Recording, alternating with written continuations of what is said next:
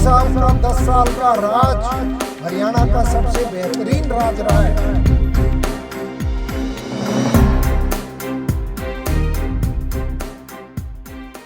हरियाणा में विधानसभा चुनाव को लेकर सरगर्मियां कुछ कदर तेज हो चली हैं कि जलसे और जनसभाएं साफ तौर से देखने को मिल रही हैं। फतेहाबाद क्षेत्र में हम मौजूद हैं। यहाँ का एक गांव डाबी खुर्द है और इस वक्त डॉक्टर वीरेंद्र सिवाच जी हमारे साथ हैं। लगातार पसीना बहाया जा रहा है। बातचीत करते हैं कि अगर फतेहाबाद की स्थिति किस तरह की नजर आती है। जी, हालात इस वक्त ये हैं कि हर कोई परेशान है भारतीय जनता पार्टी सरकार से। पिछले 9.5 से भी ज़्यादा वर्ष हो गए हैं। महंगाई से त्रस्त हैं, रोजगार है नहीं और आपराधिक गतिविधियां बढ़ रही हैं। कोई भी क्षेत्र ले लीजिए, कर्मचारी परेशान है, किसान परेशान है, जवान परेशान है, महिलाएं परेशान है, छोटा व्यापारी परेशान है, कर्मचारी वर्ग किसी को भी ले लीजिए, आए दिन कोई ना कोई कर्मचारी वर्ग हड़ताल पर होता है या प्रोटेस्ट पर होता है। धरना प्रदर्शन चलते रहते हैं। अभी कल भी मैं एक धरना प्रदर्शन में गया था। एनएचएम के कर्मचारी स्ट्राइक पर बैठे हैं। उनकी मांगे सरकार ने मुंह फेर लिया है जी, और यू टर्न लेने में सरकार का जवाब नहीं। आज ही डॉक्टरों ने हड़ताल भी खोली है। उनको भी कोरा आश्वासन दिया है 25 अगस्त तक का, 15 अगस्त तक का मेरे ख्याल से। मुझे नहीं लगता सरकार पूरा करेगी, बस वो स्ट्राइक को उन्होंने ख़त्म करवाना था और अपना स्टैंड नहीं ले पाती है सरकार। जी। सिवा साहब, आपके फतेहाबाद में किस तरह की बड़ी चुनौतियां आप देख पा रहे हैं? सबसे बड़ी चुनौती तो है नशा, महंगाई, बेरोजगारी, युवा त्रस्त हैं। और जिस इलाके में आप बैठे हैं ये सेम ग्रस्त इलाका है।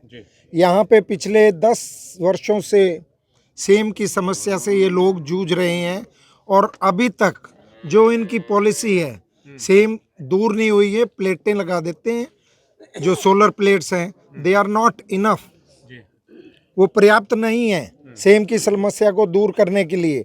जब तक कि प्रॉपर ड्रेन नहीं होगी इनका हल नहीं हो पाएगा।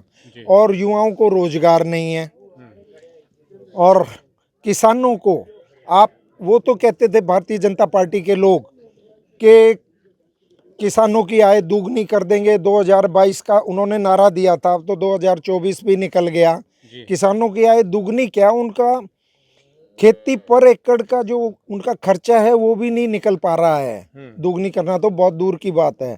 यूरिया का उन्होंने खाद के कट्टों का रेट सेम रख दिया और चार्जेस जो है ना उनका वजन 50 किलो से 40 किलो कर दिया। ये ठगी यही कर सकते हैं, झूठ बोलना इनके शुमार है। प्रॉपर्टी आईडी के नाम पर लोग परेशान हैं।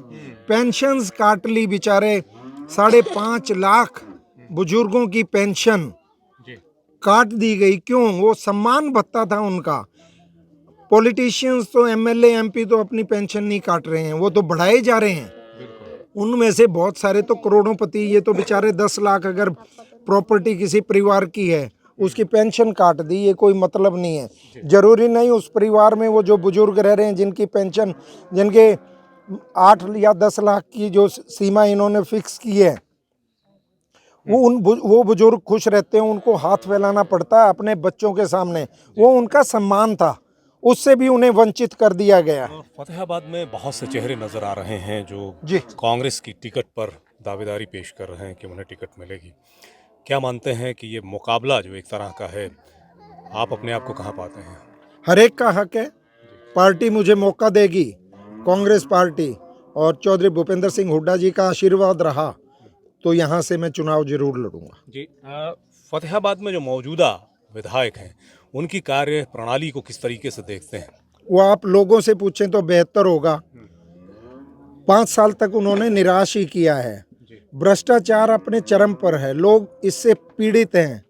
प्रॉपर्टी आईडी के नाम पर जो खुली लूट मचाई थी, या हर डिपार्टमेंट में मंथली बंदी हुई है, इससे ज़्यादा और मैं क्या कहूँगा, बाकी लोग बताएंगे। आपको अगर मौका मिलता है क्षेत्र से जी, और आप पर जनता विश्वास जताती है, आप विधायक बनकर आते हैं, तो ये नशे और तमाम चीज़ों का जो जिक्र कर रहे हैं, इसका इलाज कैसे करेंगे? जी, ये तो मेरी प्रायोरिटी है, नशा के ऊपर लगाम लगाना। पिछले 15 वर्षों से मैं ये लड़ाई लड़ भी रहा हूँ। इन गांव में भी इन लोगों के बीच में आके मैंने छोटे छोटे नाटक के जरिए भी लोगों को जागरूक करने का, सबसे पहला मेरा दो ही मेरी प्रायोरिटी रहेंगी। एक तो भ्रष्टाचार को ख़त्म करने का प्रयास करूँगा और दूसरा नशे पे लगाम लगाने का। नशे में कहीं ना कहीं हमारा शासन और प्रशासन में बैठे लोग वो काली भेड़े हैं, उनको चिन्हित करके सबसे पहले उनको टारगेट किया जाएगा, ताकि इसको पुलिस को पता होता है ये नहीं हो सकता, लेकिन वो शासन के दबाव में बेचारी पुलिस भी असहाय महसूस कर रही है। कहीं ना कहीं शासन के लोग इसमें संलिप्त हैं। बिल्कुल। डॉक्टर वीरेंद्र सिवाच जी, तमाम दर्शक आपको देख पा रहे हैं जी। एवन हरियाणा के माध्यम से तमाम दर्शकों को क्या संदेश देना चाहेंगे आप? मैं तो यही संदेश देना चाहूँगा हरियाणा वासियों को कि महंगाई से त्रस्त हैं वो और बेरोजगारी से त्रस्त हैं। कांग्रेस पार्टी की ओर आस लगाए बैठे हैं और चौधरी भूपेंद्र सिंह हुड्डा ये एकमात्र ऐसे नेता हैं जिन्होंने 10 साल का जिनका तजुर्बा भी है, जो हरियाणा को अपराध मुक्त भी कराएगा। अपराधी खुलेआम घूम रहे हैं, बेखौफ घूम रहे हैं, लोग डर के साए में जी रहे हैं। हुड्डा साहब ही हैं जो आएंगे, अपराध को पे अंकुश लगाएंगे और भ्रष्टाचार को ख़त्म करेंगे, नौकरियों का सृजन करेंगे। 2 लाख नौकरियां पड़ी हैं हरियाणा की, जो परमानेंट टेम्परेरी HKRN के थ्रू, हरियाणा कौशल रोजगार निगम के थ्रू टेम्परेरी नौकरियां तो ये निकाल देते हैं, 1 साल के लिए झुंझुना पकड़ा देते हैं। हुड्डा साहब आएंगे, परमानेंट नौकरियां देंगे। 2 लाख नौकरियां हैं और वो इस काम में वो बड़ी निपुणता से करेंगे। उनका तजुर्बा भी है, लोगों को उनसे उम्मीदें भी बहुत हैं और उन्हीं के नाम पर कांग्रेस पार्टी एक तरफा जीत हासिल करेगी। उस दौर की बात करें तो ये कहा जाता था कि भाई नौकरियों की बात करें तो रोहतक और महम के क्षेत्र के युवाओं को नौकरियां मिल जाती, क्षेत्रवाद की बात उस वक्त आ रही थी। क्या अब वो स्थिति नहीं है? नहीं, कभी भी क्षेत्रवाद नहीं था। इस इलाके में भी लोग लगे हैं और बहुत लोग लगे हैं और बहुत नौकरियां मिली हैं, लेकिन भारतीय जनता पार्टी की तरह कभी ढिंढोरा नहीं पीटा गया कांग्रेस के राज में। ये क्या है, छोटा सा वो है ना, थोथा चना बाजे घना, तो ये बजते ज़्यादा हैं, काम नहीं करते। ये कांग्रेस की जो है ना नाकामियाँ, कांग्रेस ने ये किया, कांग्रेस को कोसने के सिवाय पिछले 9.5 वर्षों में इन्होंने कुछ नहीं किया। ना केंद्र सरकार में 10 वर्षों में कांग्रेस ने तो बहुत कुछ कर दिया। जब सुई नहीं बनती थी, मात्र 27 साल में आज़ादी के बाद एटम बम बना दिया था इंदिरा गांधी जी ने के राज में। क्या बात करते हैं ये। अच्छा, चलिए ये बताइए कि जैसे गुटबाजी का जो है अक्सर बड़ा लोग चर्चा भी करते हैं कि भाई कांग्रेस में जो है संगठनात्मक रूप से जुड़े हुए नहीं हुए हैं। अभी मौजूदा स्थिति क्या देख रहे हैं आप? बहुत फर्क पड़ गया। आप देखिएगा, शैलजा जी हैं, हुड्डा जी हैं, या बड़े नेता हैं प्रदेश के, सभी के सभी एकजुट हैं और सभी साथ मिलकर ही, मतभेद हुआ करते हैं, मनभेद कोई नहीं है।